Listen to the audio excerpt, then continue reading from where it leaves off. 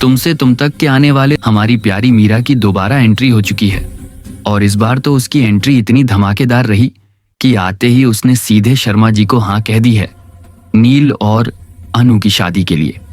अब दूसरी तरफ अनु अपने घर पर बैठी सपनों की दुनिया में खोई हुई है।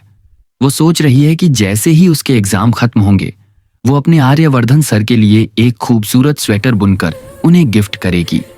वहीं आर्यवर्धन भी बेहद खुश है क्योंकि उसने एक डायमंड रिंग खरीद ली है और अब बस मौके की तलाश में है कि जैसे ही एग्जाम खत्म हो वो अन्नू से अपने दिल की बात कहे और वही रिंग उसकी उंगली में पहनाए।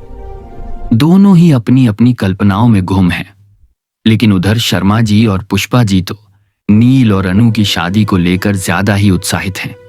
शर्मा जी को लगता है कि मीरा मैडम, जिन्हें नील ने हमेशा अपनी बहन की तरह माना है, उनसे बात करनी चाहिए इस रिश्ते के लिए। तो बस शर्मा अंकल पहुंच जाते हैं मीरा के पास और कहते हैं कि नील और अनु की शादी के बारे में आप जरा विचार करें।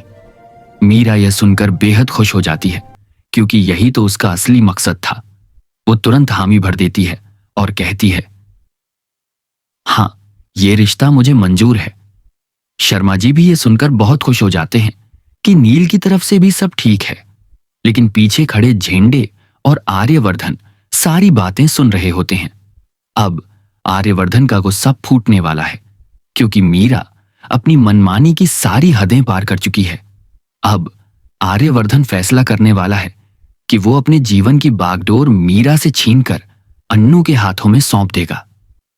आर्यवर्धन मीरा को साफ साफ कहने वाला है, अगर तुमने शर्मा जी को जाकर ये रिश्ता तोड़ने को नहीं कहा तो मुझे हमेशा के लिए भूल जाओ।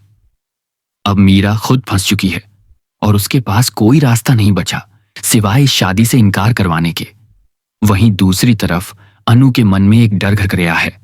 उसे याद आने लगती है वो बात जो उस भिखारी ने कही थी, आर्यवर्धन तुम्हें धोखा देगा। अब अनु के दिल में बार बार यही चिंता है कि कहीं सच में आर्यवर्धन उसे धोखा तो नहीं दे देगा। लेकिन दोस्तों, ऐसा कुछ नहीं होने वाला।